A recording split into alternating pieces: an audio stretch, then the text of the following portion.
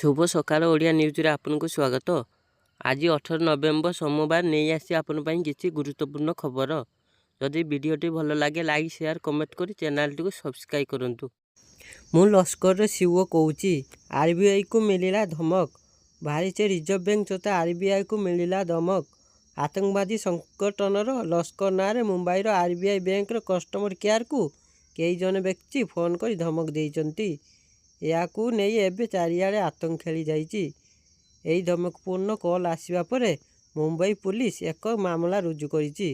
सूचना मुताबक शनिवार सकाल 10टार आरबीआई कस्टमर केयर नंबर रे यही धमकपूर्ण कल आसीथिला। मोदी को मिलिला सप्तदश अंतरराष्ट्रीय सम्मान।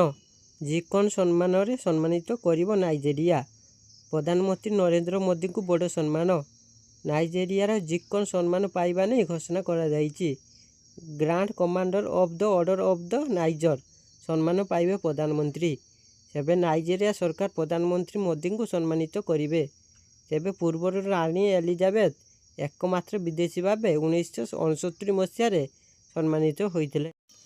जिओर जबरदस्त रिचार्ज प्लान 969 टंकार मिलिबो 98 दिनर लंग भैलिडिटी। सस्ता एवं सुलभ रिचार्ज प्लान विषय कहवाकू गले रिलायंस जिओर नाम प्रथम आसे। रिलायंस जिओ हेउची देशर सबुठार बड़ टेलीकॉम कंपनी। सारा देश में प्राय 49 कोटी यूजर्स रिलायंस जिओ व्यवहार करती। ग्राहकों सुविधा पाई जिओ एयर रिचार्ज प्लान गुड़िकर पोर्टफोलियो रे अनेक बड़ प्लानिंग जोड़ी। रिलायंस जिओर रिचार्ज प्लान जहाँ विषय आम कहूँ यार दाम हेउची 969 टंका।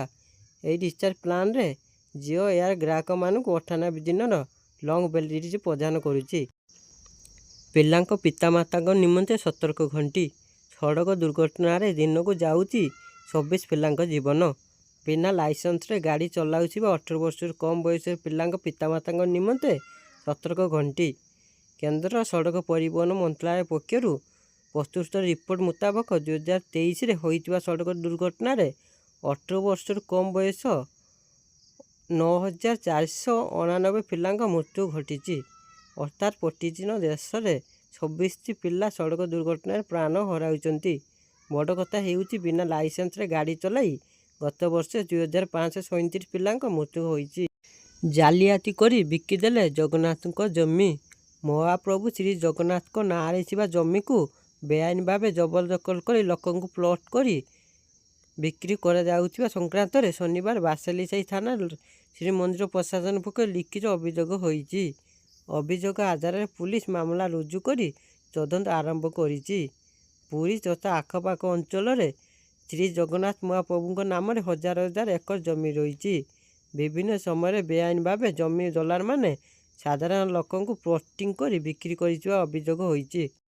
3 मास विषय एससीबी रे आरंभ हेबो उत्पिंड प्रतिरोपण।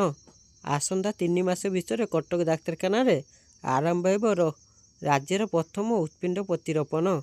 राज्य रे उत्पिंड प्रतिरोपण पाई राज्य स्वास्थ्य विभाग चेन्नई स्थित एमजीएम सहित गत मासरे चुक्ति स्वाक्षरित करिथिला।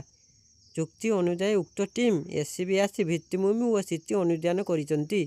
एथिसह आज स्वास्थ्य मंत्री doctor Mukesh Mahaling SCB cardio thoracic विभाग रे पहुंची भित्तिभूमि अनुध्यान करने सह सीटीबीएस ओपीडी उद्घाटन करिसंती।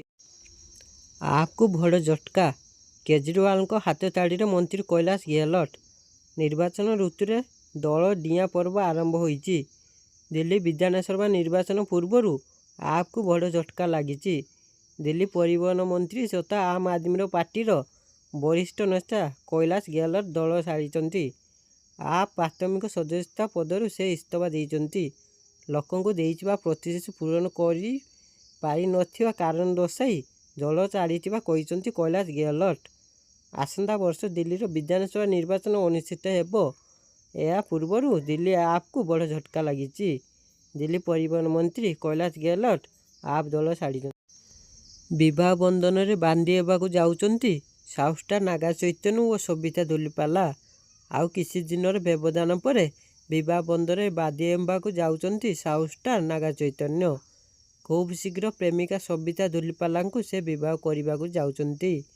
एबे नागांग विवाह खबर सोशल मीडिया लीक हो जाइछि।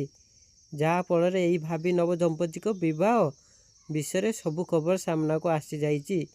ତେବେ କାର୍ ସାହାଯ୍ୟରେ ହିଁ ଚୈତନ୍ୟ ଏବଂ ସବିତାଙ୍କ ବିବାହ ଦିନ ମଧ୍ୟ ଜଣାପଡ଼ି। ମଣିପୁରରେ ହିଂସା, ପୁଣି 7ଟି ଜିଲ୍ଲାରେ ଇଣ୍ଟରନେଟ୍ ସେବା ଠପ୍।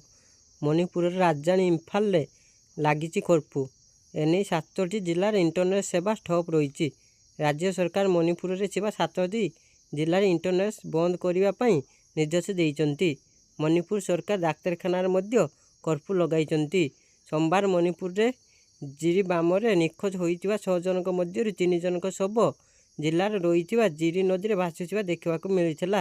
ତେବେ ଇମ୍ଫାଲ ପଶ୍ଚିମ, ଇମ୍ଫାଲ ପୂର୍ବ, ବିଷ୍ଣୁପୁର, ଥବାଲ, କାକଚିଂ, କାଙ୍ଗପୋକପକି ଏବଂ ଚୁରାଚନ୍ଦ୍ରପୁର ଜିଲ୍ଲାରେ 2 ଦିନ ପାଇଁ ଇଣ୍ଟରନେଟ୍ ବନ୍ଦ କରି ଦିଆଯାଇଛି।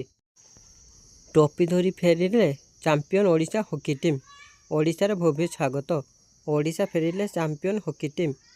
ଜାତୀୟ ସିନିୟର ହକି ଚାମ୍ପିୟନସିପ୍ରେ ସ୍ୱର୍ଣ୍ଣ ପଦକ ଜିତିବା ପରେ ଆଜି ଭୁବନେଶ୍ୱରରେ ପହଞ୍ଚିଛନ୍ତି। ଭୁବନେଶ୍ୱରରେ ପହଞ୍ଚିବା ପରେ ଚାମ୍ପିୟନ ଓଡ଼ିଶା ଟିମ୍କୁ ଭବ୍ୟ ସ୍ୱାଗତ କରାଯାଇଛି।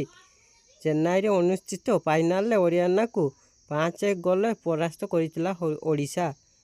ଏଥିସହ ପ୍ରଥମ ଥର ପାଇଁ ପୁରୁଷ ହକି ଚାମ୍ପିୟନସିପ୍ରେ ସ୍ୱର୍ଣ୍ଣ ପଦକ ହାସଲ କରି ଇତିହାସ ରଚିଛି ଓଡ଼ିଶା ହକି ଟିମ୍। ଶିଳାନନ୍ଦ ଲାକ୍ରା ଏକାକୀ 3ଟି ଗୋଲ୍ ଦେଇଥିଲେ। ସେହିପରି ଆକାଶ ତିର୍କୀ ଓ ପ୍ରତାପ ଲାକ୍ରା ଗୋଟିଏ ଲେଖାଏଁ ଗୋଲ୍ କରିଥିଲେ। ରୋଷେଇ ପାଇଁ ରସୁଣ ଚିନ୍ତା, ତରକାରୀରୁ ସୁଆଦ ଗାୟବ।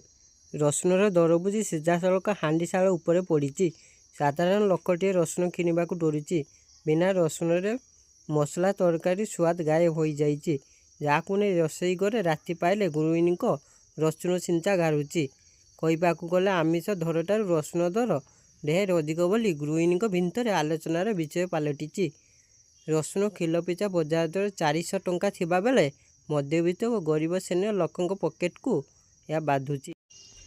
3 ରାଷ୍ଟ୍ର ଗସ୍ତରେ ମୋଦି। ବ୍ରାଜିଲରେ G20 ସମ୍ମିଳନୀ ଉପରେ ଫୋକସ୍। ପ୍ରଧାନମନ୍ତ୍ରୀ ନରେନ୍ଦ୍ର ମୋଦି ଆଜିଠାରୁ 3 ରାଷ୍ଟ୍ର ଗସ୍ତରେ ଅଛନ୍ତି। ମୋଦିଙ୍କ ଗସ୍ତ ଅବସରରେ ବ୍ରାଜିଲ G20 ସମ୍ମିଳନୀ ଉପରେ ଫୋକସ୍ ରହିଛି।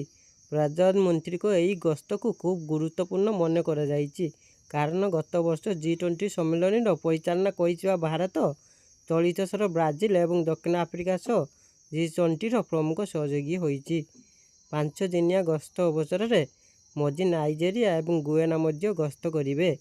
ଏହି ଅବସରରେ ମୋଦି ଅନେକ ଦ୍ୱିପାକ୍ଷିକ ବୈଠକ ମଧ୍ୟ କରିବେ। ଛାଡ଼ଖାଇ ପାଇଁ ଆମିଷ ବଜାରରେ ଭିଡ଼। ଛାଡ଼ଖାଇ ପାଇଁ ଆଜି ଆମିଷ ବଜାରରେ ଭିଡ଼ ଦେଖିବାକୁ ମିଳିଛି। ଲୋକଙ୍କ ଭିଡ଼ ସାଙ୍ଗକୁ ଆମିଷ ଦ୍ରବ୍ୟର ଦ୍ୱାର ମଧ୍ୟ ଉଚ୍ଚା ରହିଛି। ମିଳିଥିବା ସୂଚନା ମୁତାବକ ଆଜି ମଟନ କିଲୋଗ୍ରାମ ପିଛା 800 ଟଙ୍କା, ଇଲିସି 1800 ଟଙ୍କା, ନଈ ଚିଙ୍ଗୁଡ଼ି 400 ଟଙ୍କା, ଗଲଦା ଚିଙ୍ଗୁଡ଼ି 600 ଟଙ୍କା, କଙ୍କଡ଼ା କିଲୋ 200ରୁ 1600 ଟଙ୍କା ପର୍ଯ୍ୟନ୍ତ ଥିବାବେଳେ ବାଗଦା ଚିଙ୍ଗୁଡ଼ି କିଲୋଗ୍ରାମ ପିଛା 800 ଟଙ୍କା, ପୋହଳା 250 ଟଙ୍କା, ରୋହି 200 ଟଙ୍କା, ଭାକୁର 200 ଟଙ୍କା, ମିରିକାଳି କିଲୋଗ୍ରାମ ପିଛା 240 ଟଙ୍କା, ପାମ୍ପଲେଟ୍ କିଲୋଗ୍ରାମ ପିଛା 700 ଟଙ୍କା ରହିଛି। ଡେନମାର୍କର ଭିକ୍ଟୋରିଆ ହେଲେ ମିସ୍ ୟୁନିଭର୍ସ 2024। 2024 ମିସ୍ ୟୁନିଭର୍ସ ଘୋଷିତ। 40 ବର୍ଷ ଏହି ସମ୍ମାନଜନକ ଟାଇଟଲ ହାତେଇଛନ୍ତି ଡେନମାର୍କ। ଡେନମାର୍କର 21 ବର୍ଷୀୟ ଭିକ୍ଟୋରିଆ କେଜରତେଲବିକ୍ ହୋଇଛନ୍ତି ମିସ୍ ୟୁନିଭର୍ସ 2024। ସେ 25ଟି ଦେଶର ପ୍ରତିଯୋଗୀଙ୍କୁ ପଛରେ ପକାଇ ସେ ଡେନମାର୍କକୁ ମିସ୍ ୟୁନିଭର୍ସ ଟାଇଟଲ ଭେଟି ଦେଇଛନ୍ତି। ଡେନମାର୍କ ୱିନର ହୋଇ ଥିବାବେଳେ ନାଇଜେରିଆ ହୋଇଛି ରନର୍ସ ଅପ୍। ଛାଡ଼ଖାଇ ପାଇଁ ଆମିଷ ବଜାରରେ ଭିଡ଼। ଛାଡ଼ଖାଇ ପାଇଁ ଆଜି ଆମିଷ ବଜାରରେ ଭିଡ଼ ଦେଖିବାକୁ ମିଳିଛି। ଲୋକଙ୍କ ଭିଡ଼ ସାଙ୍ଗକୁ ଆମିଷ ଦ୍ରବ୍ୟର ଦ୍ୱାର ମଧ୍ୟ ଉଚ୍ଚା ରହିଛି। ମିଳିଥିବା ସୂଚନା ମୁତାବକ ଆଜି ମଟନ କିଲୋଗ୍ରାମ ପିଛା 800 ଟଙ୍କା, ଇଲିସି 1800 ଟଙ୍କା, ନଈ ଚିଙ୍ଗୁଡ଼ି 400 ଟଙ୍କା, ଗଲଦା ଚିଙ୍ଗୁଡ଼ି 600 ଟଙ୍କା, କଙ୍କଡ଼ା କିଲୋ 200ରୁ 1600 ଟଙ୍କା ପର୍ଯ୍ୟନ୍ତ ଥିବାବେଳେ ବାଗଦା ଚିଙ୍ଗୁଡ଼ି କିଲୋଗ୍ରାମ ପିଛା 800 ଟଙ୍କା, ପୋହଳା 250 ଟଙ୍କା, ରୋହି 200 ଟଙ୍କା, ଭାକୁର 200 ଟଙ୍କା, ମିରିକାଳି କିଲୋଗ୍ରାମ ପିଛା 240 ଟଙ୍କା, ପାମ୍ପଲେଟ୍ କିଲୋଗ୍ରାମ ପିଛା 700 ଟଙ୍କା ରହିଛି। ସାମରିକ କ୍ଷେତ୍ରରେ ଆହୁରି ଶକ୍ତିଶାଳୀ ହେଲା ଭାରତ। ଦ୍ରୁତଗାମୀ ହାଇପରସୋନିକ୍ ମିସାଇଲର ସଫଳ ପରୀକ୍ଷଣ। ପ୍ରତିରକ୍ଷା ଟେକ୍ନୋଲୋଜି କ୍ଷେତ୍ରରେ ଭାରତ ଏକ ନୂଆ ସଫଳତା ହାସଲ କରିଛି। ଶନିବାର ଦ୍ରୁତଗାମୀ ହାଇପରସୋନିକ୍ ମିସାଇଲର ସଫଳ ପରୀକ୍ଷଣ ହୋଇଛି। ଓଡ଼ିଶାର ଭଦ୍ରକରେ ଥିବା ଅବଦୁଲ କାଲାମ ଦ୍ୱୀପରୁ ଏହି ଦ୍ରୁତଗାମୀ ହାଇପରସୋନିକ୍ ମିସାଇଲ୍ ପରୀକ୍ଷଣ କରାଯାଇଥିଲା। ପରୀକ୍ଷା ସଫଳ ହେବା ପରେ ଭାରତ ପ୍ରତିରକ୍ଷା ଦିଗରେ ଏକ ମାଇଲଖୁଣ୍ଟ ହାସଲ କରିଛି ବୋଲି ପ୍ରତିରକ୍ଷା ମନ୍ତ୍ରୀ ରାଜନାଥ ସିଂ ଏକ୍ସରେ ପୋଷ୍ଟ କରି ସୂଚନା ଦେଇଛନ୍ତି। ସ୍ୱଦେଶୀ ଜ୍ଞାନ କୌଶଳରେ ତିଆରି ହୋଇଥିବା ମିସାଇଲକୁ ପ୍ରତିରକ୍ଷା ଅନୁସନ୍ଧାନ ଏବଂ ବିକାଶ ସଂଗଠନ ଦ୍ୱାରା ନିର୍ମାଣ କରାଯାଇଛି। ଏହାକୁ ଏମିତି ଡିଜାଇନ୍ କରାଯାଇଛି ଯେ ଏହା ଏକାଧିକ ପେଡେଲ୍ ନେଇ 1500 କିଲୋମିଟର ପର୍ଯ୍ୟନ୍ତ ଟାର୍ଗେଟ୍ କରି